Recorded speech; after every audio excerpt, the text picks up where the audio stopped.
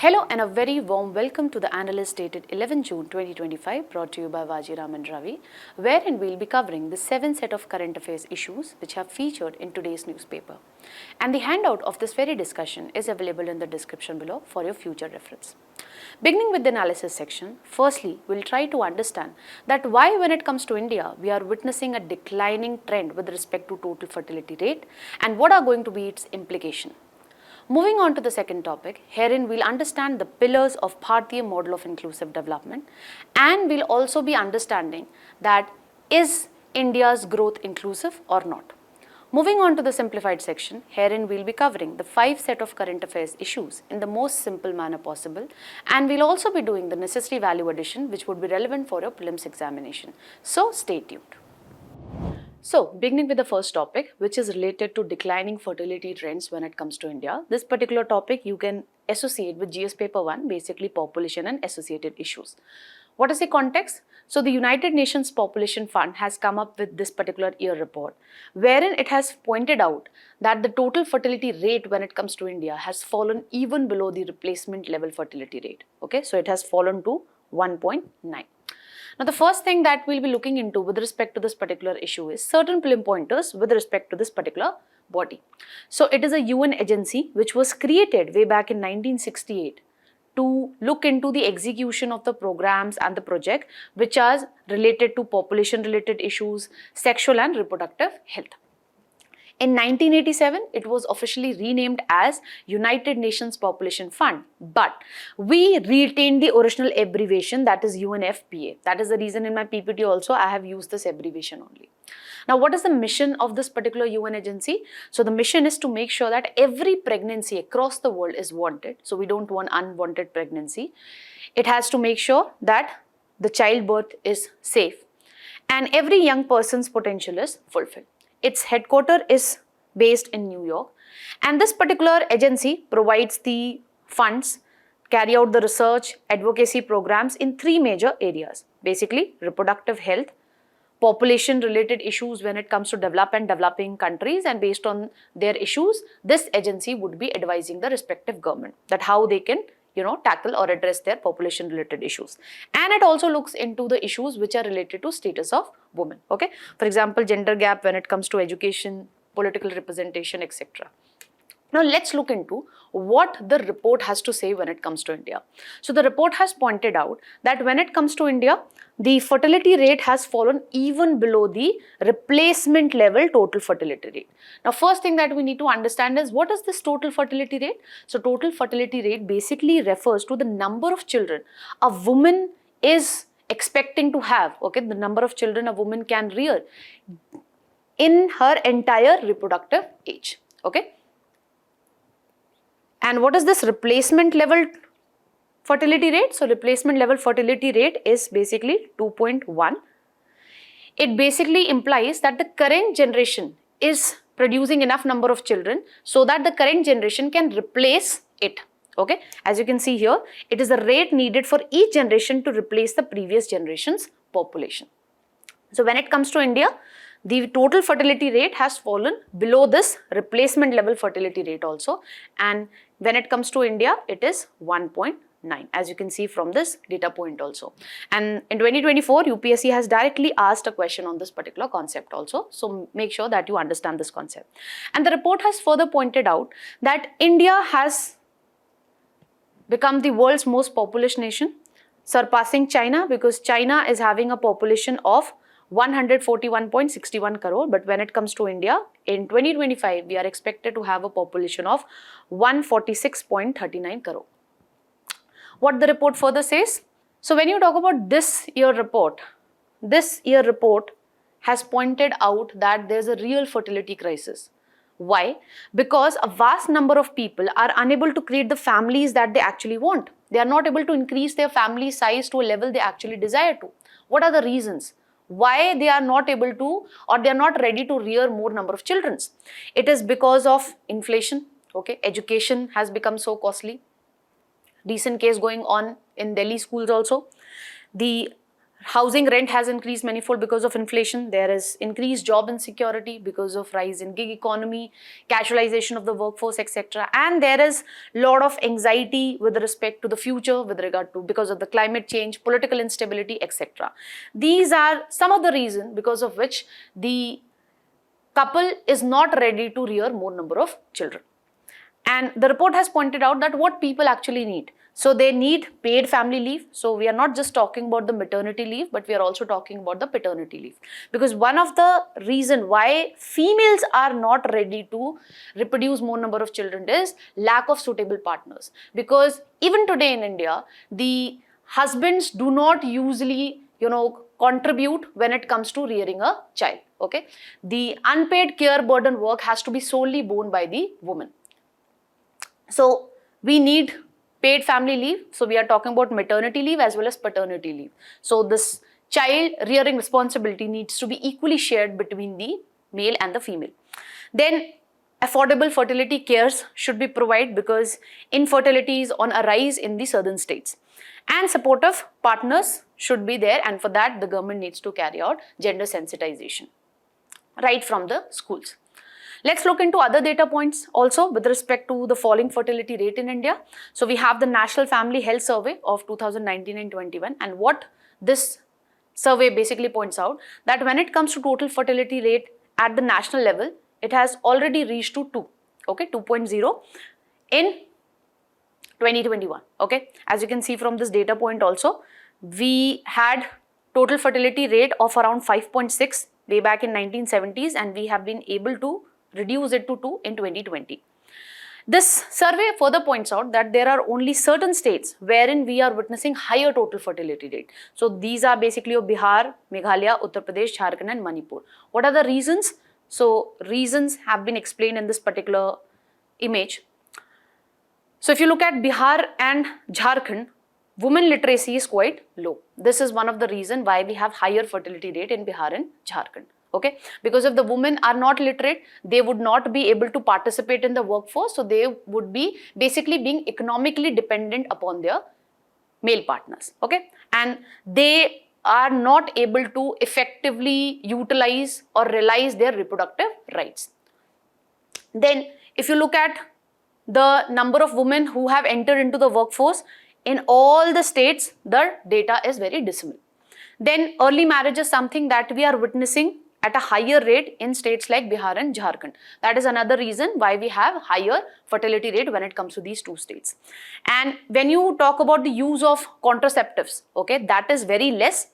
We are taking it as the national average, and that is less when it comes to all these states. And over a period of time, what we are witnessing, the fertility gap between the urban and the rural areas, that is also narrowing down. Okay, it is reducing over a period of time, as you can see from this very graph also. Now moving further, let's just explore the reasons of falling fertility rate when it comes to India. So first and foremost reason is the government efforts. We were the first country who launched a national level family planning program in 1952, wherein we focused not just upon population stabilization, but we also focused upon reducing maternal mortality rate, infant mortality rate, etc. So basically our focus was also upon improving the healthcare ecosystem also. Then in 2014, the government came up with the compensation scheme for sterilization acceptors. So if a person would be undergoing sterilization, then in that case, the government would be giving that person compensation for the wage loss. Then we have Mission Parivar Vikas 2017. So this was basically launched in more than 140 districts, wherein we had the total fertility rate higher than 3. Okay. So in this particular mission, what the government is trying to do, in this particular mission, the government basically it is focusing upon increasing the use of contraceptives. So because of all these efforts of the government, what we have witnessed is population stabilization, basically a reduction in the fertility rate. Then we have witnessed an improvement in maternal mortality rate also, as well as child health indicators also. If you talk about maternal mortality ratio, it has reduced from 103 in 2017 and 19 to 93 per lakh live births. So what is maternal mortality ratio? It basically refers to the maternal death per 1 lakh live births. Okay. So if a woman died within 42 days of termination of pregnancy, in that case we say it that it is a, it is associated with maternal mortality rate. We have witnessed improvement in this. Why? Because of increased institutional births, okay, and because of prenatal and other government support which is provided by the government before the pregnancy. Then we have also improved when it comes to infant mortality rate also. It has also witnessed a reduction. Why it is so? Because of improved immunization. We have Mission Indradhanush. Then because of Poshan Abhiyan and all, we are witnessing a reduction in the stunting as well. Okay, so overall child health indicators have also witnessed a reduction. Now see, previously why the couples used to have more number of children? Because we had a higher infant mortality rate or under 5 mortality rate. So since even if the couple is rearing, let's suppose 10 children, 5 of them died. So ultimately they are left with 5 children. So when you have higher infant mortality rate or under 5 mortality rate, the couple would be incentivized to reproduce more number of children. But as we witness improvement in health indicators, the couples would not be incentivized to rear more number of children, and that is the reason we are witnessing a reduction in fertility rate. Then the government has also focused upon behavioral changes also. The government have come up with the slogan Hum Do Hamare Do. And the government is also promoting the use of contraceptives. So this you can very well see. National Family Health Survey data also points out that we have witnessed a increase in the use of contraceptives. Okay, and the couples are now aware when it comes to family planning. So this is what? This is because of the behavioral change. Our attitude towards the family planning has, changed over a period of time. Then there is reversal of intergenerational flow of wealth. Previously, if you talk about our grandparents, they used to rear a more number of children. Why? Because they see their children as a support system when they would get old. Even if one child has to go outside because of the educational or employment compulsions, the other child would be staying with them. But nowadays, what is happening is, because of nuclearization of families, because of economic or educational compulsions, the children are not able to stay back with their parents. Okay, so and because of the nuclearization of family, because of globalization, urbanization, what we are seeing is children are now considering their elder parents as a burden. So that is the reason the parents are also not incentivized to rear more number of children. So this is another social factor. Then we are witnessing women empowerment. Why? Because there is increased participation of the women in the workforce. According to Economic Survey of 24-25, the women participation in the workforce was around 41%. So due to this, the woman is becoming economically independent, okay? And in this scenario, the opportunity cost to raise a child increases manifold. So that is the reason women are not incentivized to rear more number of children, okay? Because they don't want to make the sacrifices when it comes to their professional growth also. And this is the reason we are witnessing reversible spacing, that is the gap between two children. And with better access to healthcare facility, better access to educational facilities, okay, education, economic empowerment, all these have led the women to realize their reproductive rights. So now women understand that they do have a say when it comes to how many children they want to rear, what should be the gap between two child, all these things, okay. So women are now becoming aware of the reproductive rights. That is another reason why we are witnessing a reduction in total fertility rate. Then nowadays, adoption is becoming normal. Why? Because of different kind of families that we have. We have single parent family. Now we have homosexual couples also. We have diverse couples also. And now adoption has become a new normal. Some couples, they actually adopt a child because they don't want to add to the population burden, because they are, more concerned about the environment and all. So because of, adoption becoming a new normal, that is another reason why we are witnessing a reduction in fertility rates. Now, what is the significance of falling fertility rate when it comes to India? Now, see, when you will be having less, population, there would be better employment conditions. So, you'll be getting higher wages. Okay, the wage discrimination which usually the migrant workers used to witness in more industrialized states like Maharashtra, Gujarat, that would not be happening, because already over a period of time, the southern states, the industrially better situated states would be facing a reduction in the workforce population. Okay, so there would be better employment conditions. Then, since women are not incentivized to rear more number of children, they would be participating more in the workforce. So this would enable us to realize the sustainable development goal number 5. Then, as population would be reducing over a period of time, so now the government would be left with more resources, okay, which it could spend effectively when it comes to social services like rural development, education, health, etc. So it would help us in improving the quality of educational as well as healthcare facilities. Then ultimately, if the population is going to reduce over a period of time, it would reduce the pressure when it comes to environment. Okay, so we'll be in consonance with the carrying capacity of the environment. Then what are the concerns of declining fertility rates when it comes to India? First and foremost, you are going to witness a increase in dependency ratio. What is dependency ratio? Basically, the children who are less than 15 years of age plus the elderly population who is above 64 years of age divided by the workforce population, okay, which is in the age bracket of 15 to 64 years into 100. Now, because of decline in fertility rate, this is going down and we are going to witness a increase in this elderly population. Okay, so due to this, we are going to witness a increase in the dependency ratio. Now, what would be the repercussions of this? You know, demographic dividend is needed to realize the idea of Viksit Bharat or $5 trillion economy. So when you will be having less working age population, we will not be able to give a boost to the entrepreneurship ecosystem, innovation ecosystem, because it is the youth, it is the working age population which has the ability to bring new and new innovations, to bring, or to create an entrepreneurship ecosystem. So that would be getting negatively impacted. This we can learn from the example of Japan, wherein the elderly population is increasing and that is negatively impacting their economic growth.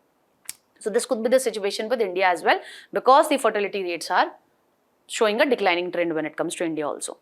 Then because of this, what is going to happen? We are going to witness an increase in the elderly population. Currently it is 7%, it is projected that it would increase to 13% by 2031. So obviously the government would have to spend more on their retirement benefits, pensions, okay, geriatric care, etc. And the government would be left with less amount of resources which it can effectively spend on rural development or let's say education, etc. So there would be fiscal challenges as well. Then because now the couples are preferring to have less amount of children. So you will usually witness this. If a working couple have the first child as male child, they are not incentivized to reproduce more number of children. Okay. So because of this thing, we are also going to witness an increment in meta-son preference also. So this is going to disturb the sex ratio also. Then because of the shifting family dynamics, because of nuclearization of families, as I told you, now the parents have less amount of children and those children also have to stay away from them because of educational or employment compulsions. Okay, so now the elderly population, which is going to increase over a period of time, they are going to witness a lot of psychological issues, loneliness, and that is the reason the mental health issues would be higher, and it is already higher when it comes to the elderly population. So that psychological and emotional support would be lacking when it comes to elderly population, which is going to increase, which is projected to increase over a period of time. Then there are concerns regarding political representation. If you all are following the newspaper, you must be aware of the delimitation issue which is going on, because the southern states who have performed well when it comes to population stabilization, they are concerned that since they have performed well when it comes to ensuring population stabilization, but they would not be rewarded, rather they would be penalized for the same. Why? Because the northern states have higher population, and when it comes to their representation at the Lok Sabha, it is based on population figures. So if the delimitation exercise is done and if it is based on upcoming census data, in that case, the southern states would be losing more number of seats when it comes to Lok Sabha, and the northern states would be getting more number of seats when it comes to Lok Sabha. So it has political implications as well. So in this respect, what all steps the government needs to take? Okay. So first and foremost, the government should incentivize formalization of the workforce. Slowly and slowly, we need to reduce the informal sector, and we should move towards formalization of the workforce. That means the government should provide necessary financial incentives to the companies so that they don't just hire the workers on a contractual basis, rather they hire the workers on a permanent basis. Okay, and the government should take adequate steps in order to provide job security when it comes to the people who are working in the gig economy, because it is on a rise. And when it comes to gig economy, we know job insecurity is highly prevalent when it comes to gig economy. So some sort of social security should be given to gig economy workers. Then the government should enhance the childcare support, so it needs to put in place effective daycare centers. Crèche facility should be ensured when it comes to the workplaces. Then we should not just talk about the maternity leave, we should also talk about paternity leave. Taking care of the child should not be the sole responsibility of the woman. Then, as we have studied right now, that over a period of time, we are going to witness an increase in the elderly population.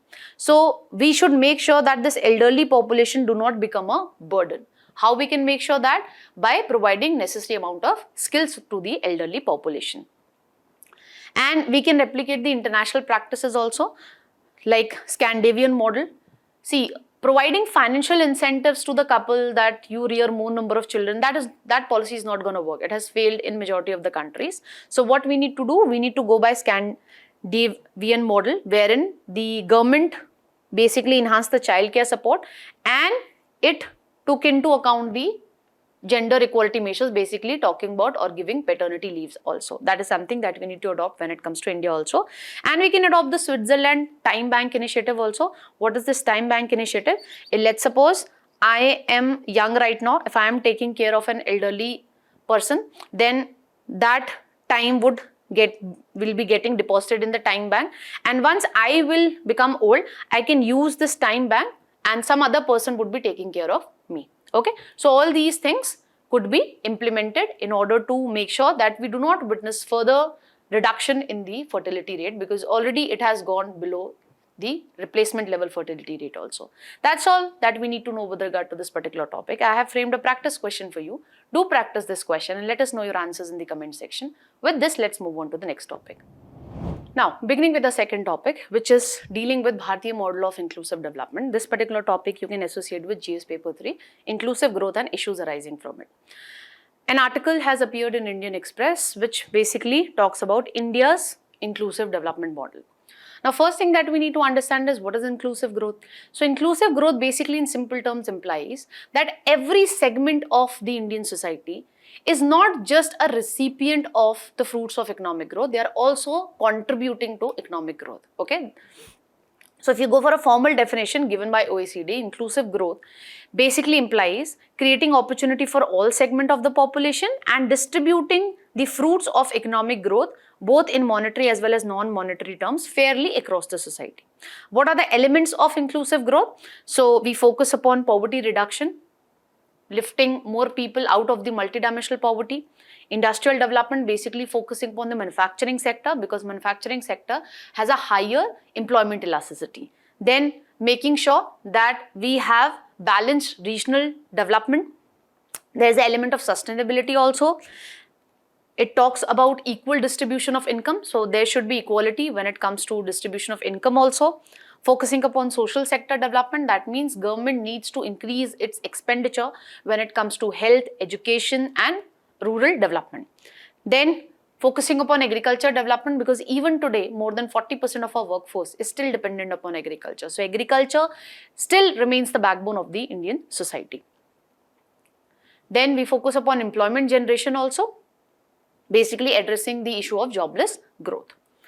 Now, when you talk about this particular article which has appeared today, it highlights that when it comes to India's inclusive growth model, it is based on the philosophy of Antodaya, that is uplifting the people who are at the bottom when it comes to the income pyramid. And when you talk about the India's model, it is based on 4 pillars: infrastructure development, making sure that the growth is inclusive. Basically, the government is not just assessing the effectiveness of a particular scheme based on how much money they have spent it, but based on the outcomes. Then it is focusing upon manufacturing sector for creating more and more jobs, because employment generation is one of the element of inclusive growth. And the government is also focusing upon simplifying the systems, okay, basically moving in the direction of good governance also. Then you talk about the infrastructure development. So we have witnessed a remarkable increase in the capital expenditure done by the government. As you can see the graph which I have picked up from the union budget as well.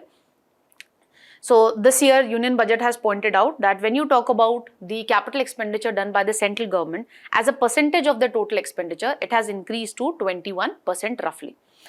And if you go by the article, it has increased till this particular figure by 2025-26. We have not just focused upon the physical infrastructure, the government has also focused upon digital infrastructure in form of UPI, Aadhaar, DigiLocker, etc.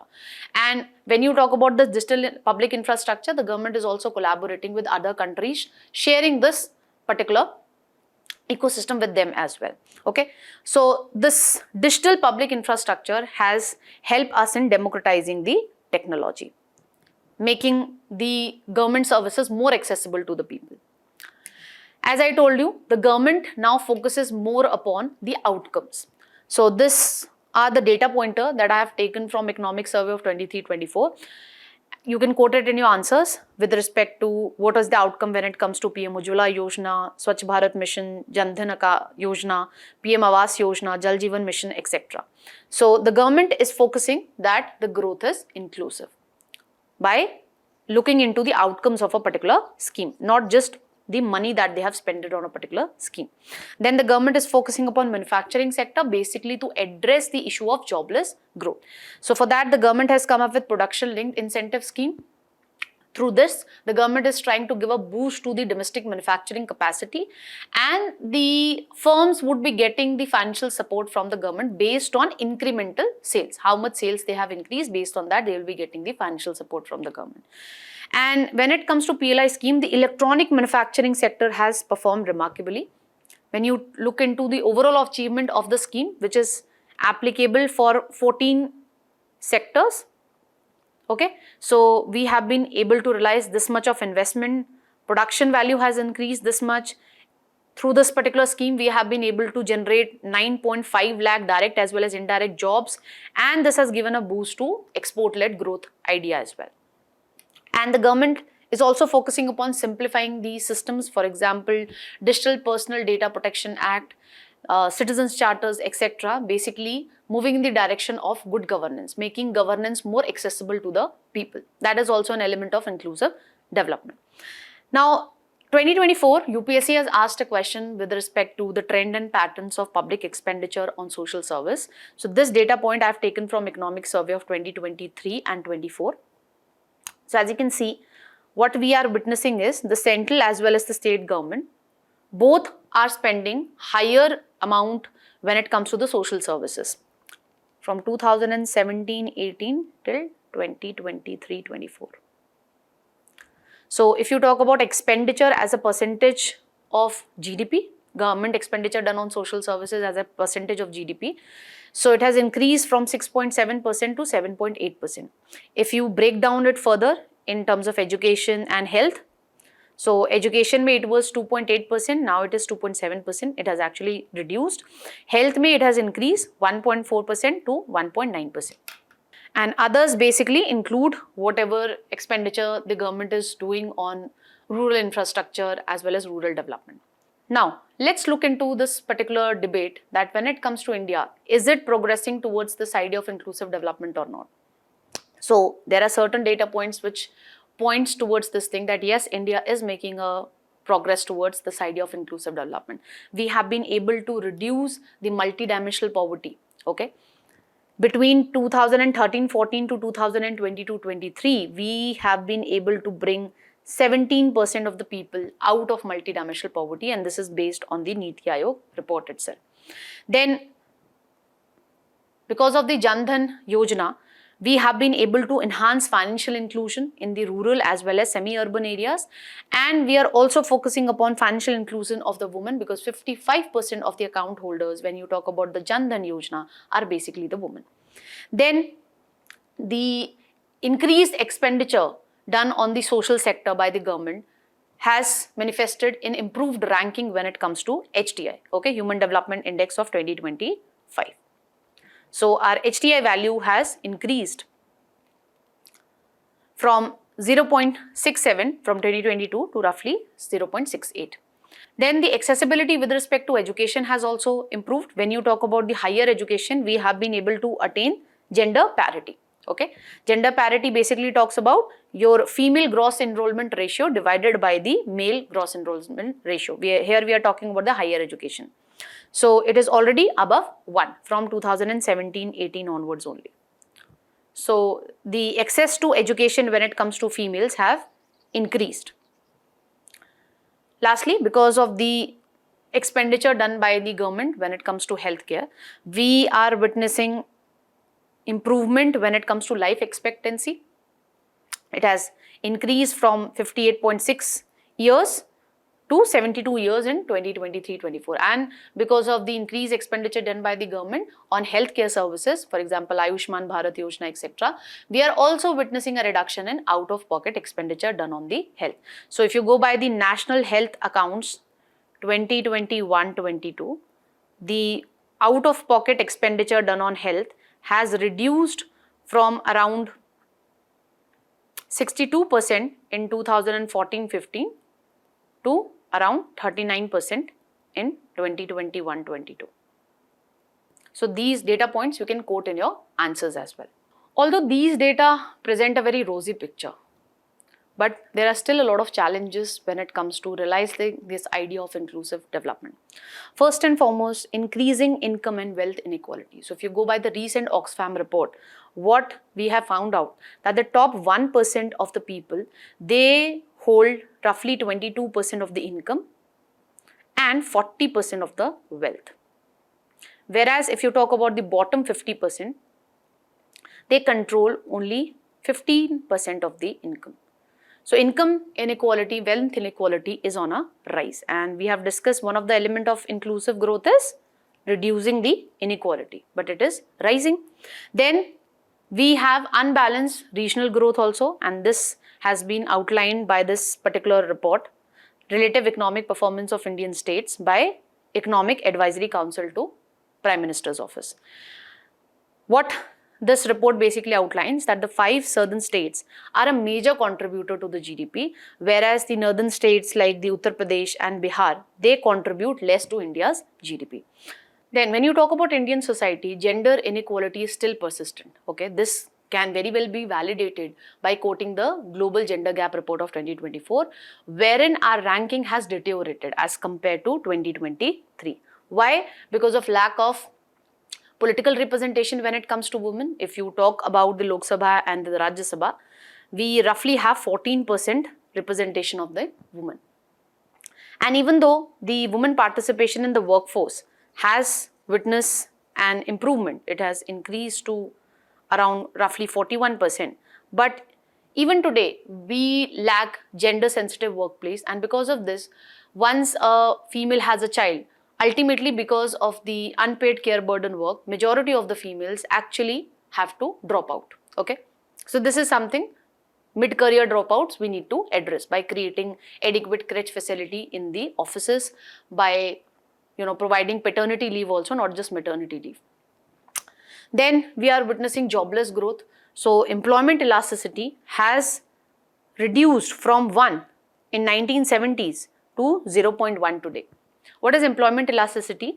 It implies that if GDP is growing by 1%, how much increment we are seeing when it comes to the employment generation. And what we are witnessing because of the issue of phenomena of missing middle, we have lack of medium-sized enterprises when it comes to manufacturing sector, because of lack of industry academia linkages also. Because of this, the workforce, when it comes to the graduates, they don't have the necessary skill that is needed for industry 4.0. So because of all these reasons, Because of automation also, we are witnessing jobless growth. So the GDP is growing, but the employment is not increasing. One another reason is when it comes to Indian economy, it is a service-led economy. And service sector is not having the capacity to provide work to people who have low level of education. Okay. And the employment elasticity when it comes to services sector is quite low. And when you talk about the manufacturing sector, we have not been able to increase its contribution to the GDP to 25%, what we have planned. Even today, when you talk about manufacturing sector, its contribution is roughly 14 to 15%. Okay. Now, what needs to be done to improve the situation? So first and foremost, the government needs to reduce the income and wealth inequality. How we can do this? By introducing the concept of wealth tax, by moving in the direction of progressive taxation. That means the high net worth individuals should be taxed heavily. And we should also focus upon agriculture development. Okay, that ways we will be able to realize the idea of doubling the farmers' income, and that would also help us in reducing the inequality. Then how can we address the unbalanced regional growth that we are witnessing right now? So the states which are not able to contribute more to the GDP, for example, UP and Bihar, therein the center should come forward, center should provide some sort of tax benefits, tax holidays, etc. so that the investment should come in these particular states also, and they are able to contribute more to India's GDP. How can we address the gender inequality which is there? So for that, we need to improve the women's political representation, and for that we need to give effect to Nari Shakti Vandan Adhiniyam. Okay, and we need to make sure that we have gender sensitive workplace. So we need to have proper crèche facility, we need to provide daycare support. Okay, child care support system should be there, and we should introduce the idea of paternity leave as well. When it comes to jobless growth, how can we address this? So for this, we need to focus upon the MSME sector. We need to rationalize the labor laws which are there, factory laws which are there. And we need to promote industry academia collaboration so that the graduates do have the necessary skill which is needed for industry 4.0. So we need to focus upon skill development as well. All these steps you can quote, which would help us in realizing the idea of inclusive development. Now, I have framed a practice question for you. So do practice this question and let us know your answers in the comment section. With this, let's move on to the simplified section. So, an article has appeared in Indian Express wherein the writer is pointing out that how the volatility created by Trump administration is bringing India and Europe together. This particular topic you can associate with GS paper 2.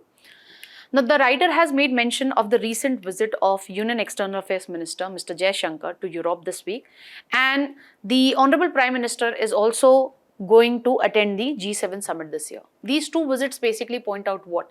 India's growing interest in the Mediterranean Europe. Now, what kind of volatility the writer is pointing out? The writer has pointed out that when it comes to different grouping of which USA is a part, for example, G7, your NATO, Five Eyes Alliance, all these institutions are witnessing some sort of internal divisions. Why is it so? Let's understand that. When it comes to G7, it consists of these countries: US, Canada, UK, Germany, France, Italy and Japan. Now, one bone of contention is with respect to reciprocal tariff. When it comes to Trump administration, it has stated that we will not be looking into this thing that whether you are a friend or an enemy, we will be giving effect to reciprocal tariff. Then another bone of contention is with regard to Russia-Ukraine war. USA is reluctant to protect the Ukraine sovereignty. Rather, USA is more eager to increase its engagement with Russia. So this is not acceptable to G7 countries, and this is also one of the bone of contention when it comes to Five Eyes Alliance, because the countries which are a part of Five Eyes Alliance, they are not skeptical that since USA is increasing its engagement with Russia, can we actually rely on US when it comes to intelligence sharing or not? If we provide some intelligence input, it might happen that USA might share it with Russia. When it comes to NATO, what is the issue because of which we are witnessing internal divisions?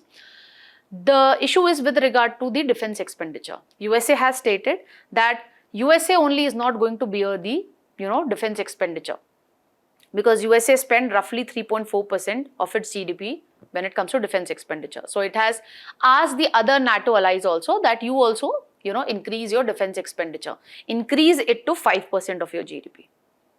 It is not the USA which is going to bear the economic cost of collective defense. Now let's just note down certain pointers with regard to NATO. So it was founded in 1949 with the signing of Washington Treaty. What was the aim? It was basically to stop the expansion of Soviet Union. Okay. Its headquarters is based in Brussels, Belgium. It is basically a political and military alliance which consists of 32 countries from Europe as well as North America.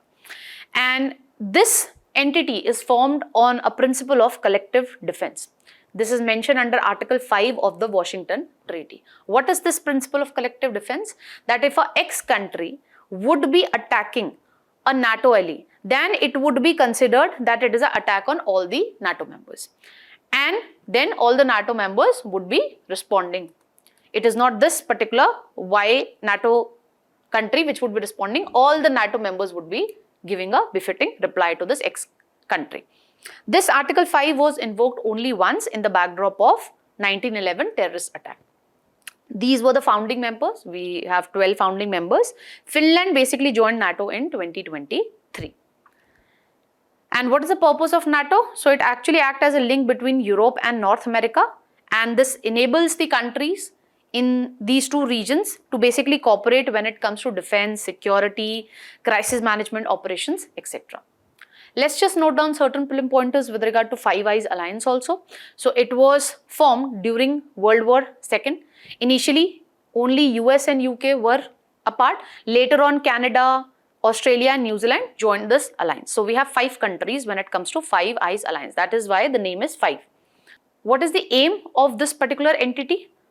So during the Cold War period, its focus was to monitor the activities of the Soviet Union. Okay. And later on, its focus was expanded after the terrorist attack which took place in America. So now it focuses upon counter-terrorism, as well as the 5 countries collaborate when it comes to cyber security as well. Not just monitoring the activities of the Russia. Now, why this alliance also is facing some or the other kind of internal divisions? Because USA under Trump is planning to increase its engagement more with Russia.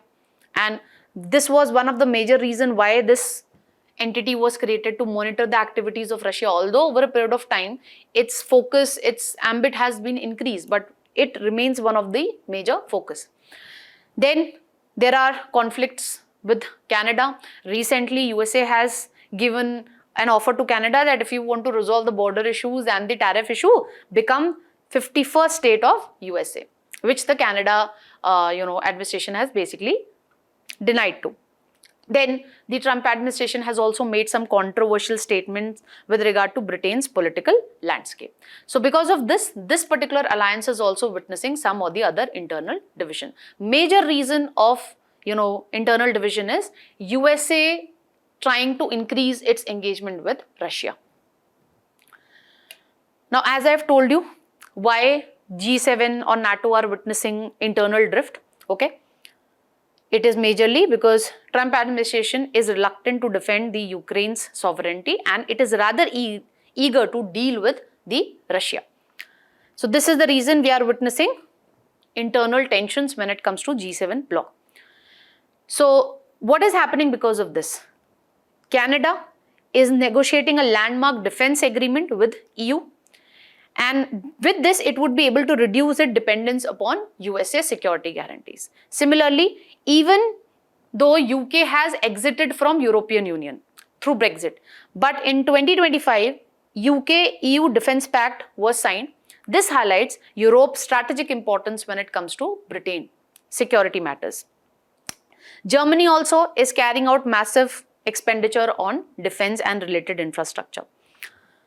And recently France is ready to look into this dialogue, and it is ready to provide its nuclear umbrella when it comes to the European partners. Why? Because the Trump administration has stated that USA is not going to bear all the burden when it comes to defense expenditure. You people also please increase your defense expenditure. Now, what are the areas on which Europe and New Delhi, they are coming together?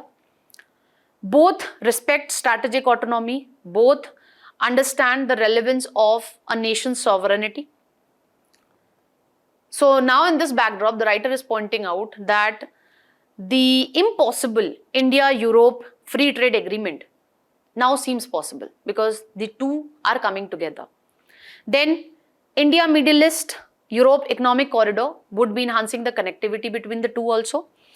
And the EU India Trade and Technology Council, which was established in 2023, this is helping the two to increase their cooperation in different fields like AI, quantum computing, outer space, green technologies, etc. The two are also collaborating when it comes to defense. Okay. Now, India is participating with European Union. There's a shift from transactional arms. Basically, we are not just entering into, importing defense equipment from Europe. Rather, we are going for co-development of the defense-related weaponry. Now, what importance New Delhi hold for Europe? Because Europe is trying to diversify when it comes to economic front and when it comes to military also. And India is a good option in that respect. And why Europe is important for Delhi? Because Europe offers a much needed depth to India's great power relation. We are trying to balance our relation with USA, Russia and China. If we are able to strengthen our relation with Europe, that would be good for India. And lastly, the writer has pointed out that India and Europe also have their tasks cut out as America turns inward and unpredictable. These two countries, they are coming together. Why? Because of the unpredictable environment which the Trump administration has created. So if these two countries come together, they probably would be able to uphold the idea of multipolar world order. That's all that the writer has pointed out. Let's move on to the next topic.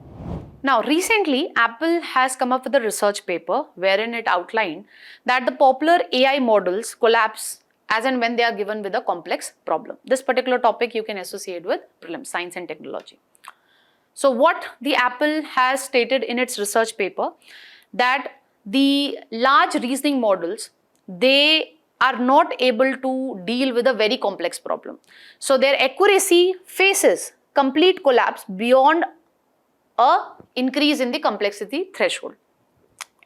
So it has carried out this particular experiment when it comes to large reasoning models and different models like OpenAI, DeepSeek, R1, Cloud-A, etc. So in this research paper, Apple has pointed out that AI industry, they overstate the AI model capabilities. But in reality, these AI models, when the complexity of a task increases, okay, beyond a certain limit, then these models are not able to give you a precise answer, okay, with accuracy. Now, in this particular article, we find mention of two terms. One is your large language models and one is the large reasoning models. What is the difference between the two? So when you talk about large language models, example could be a ChatGPT, they are trained with a lot of, language and text thing. Like your ChatGPT, it can create an essay, poetry, etc. for you. They can do the segregation of the text. They can translate a particular text into multiple language. So when you talk about large language model, they are trained on vast text data to generate human-like language. Okay, they look into the translation related work and the content creation, as I gave you the example of ChatGPT, and the emphasis upon language fluency. But what is this large reasoning models? So large reasoning models, they try to imitate human mind. How a human mind, when it would be facing a complex problem, would be breaking down that complex problem into different steps. Okay, and these models try to apply the critical thinking in order to solve a particular issue, and that is what has been mentioned. These models prioritize logical reasoning and problem solving, focusing upon tasks requiring analysis or critical thinking. Okay, so they focus upon structured reasoning. That means if a complex task you will give it to large reasoning models, it would break it down into different steps and it would apply critical thinking. Example could be AI driven self cars. Okay, so this is what has been mentioned in this particular research paper. So researchers basically found out that the problem complexity, when you increase it beyond a particular level, the accuracy of these AI models is not up to the mark. Why I am discussing this particular piece of article? Wherever you have to write an answer on artificial intelligence, you can point out this limitation of artificial intelligence, that see, we still need human interface. Okay, the AI is not well trained to deal with very complex problem, which the human mind still has the ability to do so. Okay. That's all with respect to this particular article. Let's move on to the next one. Now, recently, Mallikarjun Kharge has written a letter to Honorable Prime Minister Modi with regard to election of Deputy Speaker. This particular topic we can relate with polity section. So, in this letter, the Mallikarjun Kharge has pointed out that the position of Deputy Speaker when it comes to Lok Sabha is lying vacant for 2 consecutive Lok Sabha term. Okay. We had a Deputy Speaker from the very first Lok Sabha till 16th Lok Sabha. So, this position is vacant from 17th Lok Sabha. In this respect, in the letter, Mallikarjun Kharge has made a request to the Honorable Prime Minister that please initiate the process of electing a Deputy Speaker, because it is a very important constitutional post after the Speaker. And traditionally, the Deputy Speaker has been elected in 2nd or 3rd session of a newly constituted Lok Sabha. And it is a political convention, parliamentary convention, to appoint Deputy Speaker from the opposition political party. It is not written in the constitution, it is just a convention. Let's note down certain prelim pointers with regard to Deputy Speaker. So, Article 93 of the Constitution basically states that the Deputy Speaker should be elected from among the members of the House as soon as may be. So, Constitution is not specifying any time limit, okay, but this phrase as soon as may be points out that the election of Deputy Speaker should be done as and when the Lok Sabha is newly constituted within the first or the 2nd or 3rd session. Then the date of the election of Deputy Speaker is fixed by the Speaker only. If you talk about the first Lok Sabha, it was G.V. Mavlankar who was the first Speaker and Anantha Sayanam Iyengar who was the first Deputy Speaker of the Lok Sabha. Historically, as I told you, it is just a convention that the Deputy Speaker position is offered to the opposition political party. Okay. What are the roles which the Deputy Speaker has to perform? So, in case the Speaker is absent or the position of Speaker is, the post of Speaker is vacant, in that respect, it would be the Deputy Speaker who would be presiding the proceedings of the House. Okay. And if Deputy Speaker is nominated to any parliamentary committee, by default, Deputy Speaker would become the chairman of that particular parliamentary committee. When you talk about the removal process of Deputy Speaker, so Constitutional Article 94 states that Deputy Speaker would remain in office until and unless he is disqualified. That means he ceases to be a member of the Lok Sabha or she ceases to be a member of the Lok Sabha. If he or she resigns by writing it to the Speaker, or he or she is removed through an effective majority. Effective majority is majority of all the then members of the Lok Sabha. So, total strength of Lok Sabha minus the vacant seats. So, whatever you are left with, X amount, more than 50% of this X is what is effective majority. And such a resolution can be moved only after giving a 14 days advance notice. Okay. So, that is what we need to know with regard to this particular topic. Let's move on to the next one.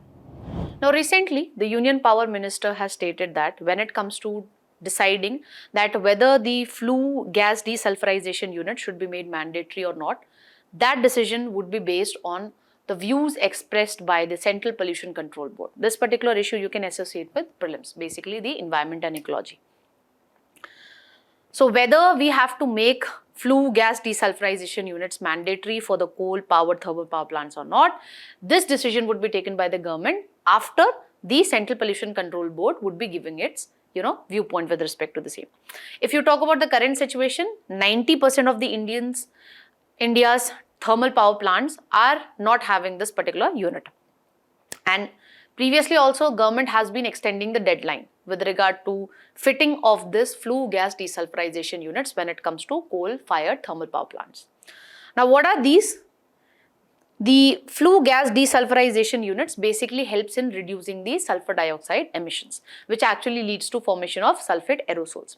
Why the government is reconsidering its decision? Already previously it has stated that the coal-fired thermal power plants have to install this unit, But now why it is reconsidering its decision? Because certain scientific institutions like the Council of Scientific and Industrial Research, IIT Delhi, they have rather pointed out that the sulfate aerosols which are created because of the sulfur dioxide emission, they are not that much harmful for human health, and rather they are needed. Why? Because the sulfate aerosols, they actually reflect back the solar radiation. Okay. So they would help us in addressing the issue of global warming, and the sulfate aerosols also act as a condensation nucleus. So they also help in the cloud formation as well.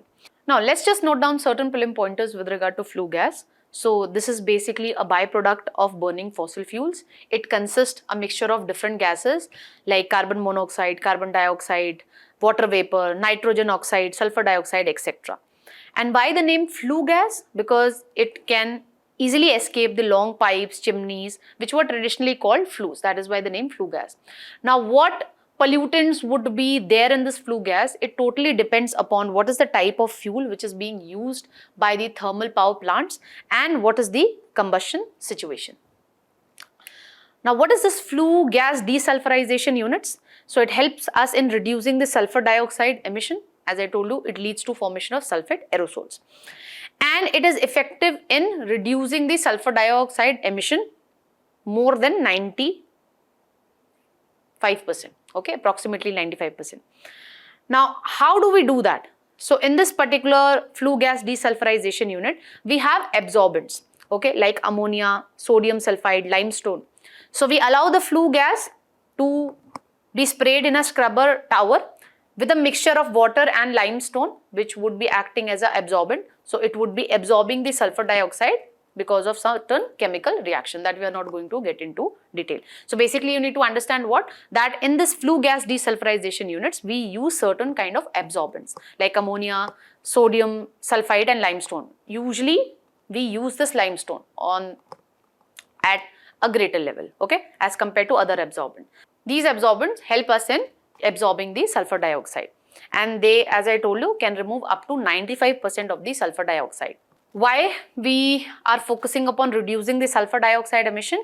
Because sulfur dioxide emission is a major contributor of acid rain and air pollution, and when we allow the flue gas to pass through this flue gas desulphurisation unit, we get a byproduct, that is gypsum, which could be used in cement manufacturing as well. That's all that we need to know with regard to this particular topic. Let's move on to the last topic of today's analyst. Now, recently the 29th meeting of the Financial Stability Development Council was held in Mumbai. This particular topic is relevant from economy section. So in this meeting, the finance minister has requested the financial regulators, that is SEBI, RBI, Pension Fund Regulatory Development Authority of India, Insurance Regulatory and Development Authority of India, that please refund the amount to rightful owners when it comes to unclaimed amounts. What is this unclaimed amount? Let's suppose I open a bank account and I died, although I'm not going to die right now, but I died and I have mentioned that okay, this money would be going to this nominee, but due to certain reason the rightful owner, the nominee, is not able to get that money. So it basically consists of the deposits in the bank, the unclaimed shares, dividend, the money which nobody is claiming, but there would be some rightful nominee of that particular money. So that is what the finance minister has urged in this recent meeting, that please return this unclaimed amount to the rightful owners. And why this unclaimed amount became an important issue? Because based on the latest RBI annual report, what we have witnessed is the amount credited to the Depositors Education and Awareness Fund has increased by 25%. So all the banks, they are basically supposed to transfer the unclaimed deposits to this particular fund. So that is why, since we have witnessed 25% increase in the unclaimed amount, that is the reason the finance minister has pointed and it has urged all the financial regulators that please give this unclaimed amount to the rightful owners. So let's note down certain prelim pointers with regard to this particular council. So this council, it is neither a constitutional body nor a statutory body. It was created way back in 2010. It has all the financial sector regulators, that is your RBI, SEBI, then we have Pension Fund Regulatory and Development Authority of India and Insurance Regulatory and Development Authority of India. Okay, and the Union Finance Minister would be presiding the meetings of this particular council. Now, what are the responsibility when it comes to this particular council? So, it has to ensure financial stability. It has to look into the financial sector development, carrying out macroprudential surveillance of the economy. Okay, because of what factors the economy could get impacted. It has to take measures to enhance the financial literacy and financial inclusion as well. And this council basically helps in enhancing inter-regulatory coordination when it comes to all the regulators when it comes to financial sector. As I told you, this particular council has the representation from all the financial sector regulators, RBI, SEBI, Pension Fund Regulatory and Development Authority of India, and Insurance Regulatory and Development Authority of India. Now that's all. We have a PYQ with respect to this particular council. So do let us know the answers to this particular question. That's all that I have to discuss in today's Analyst. Quiz would be coming right up next. So don't forget to practice the quiz and check your knowledge, that how far you have been able to retain. Till then, keep smiling, keep learning. Have a very nice day, all of you.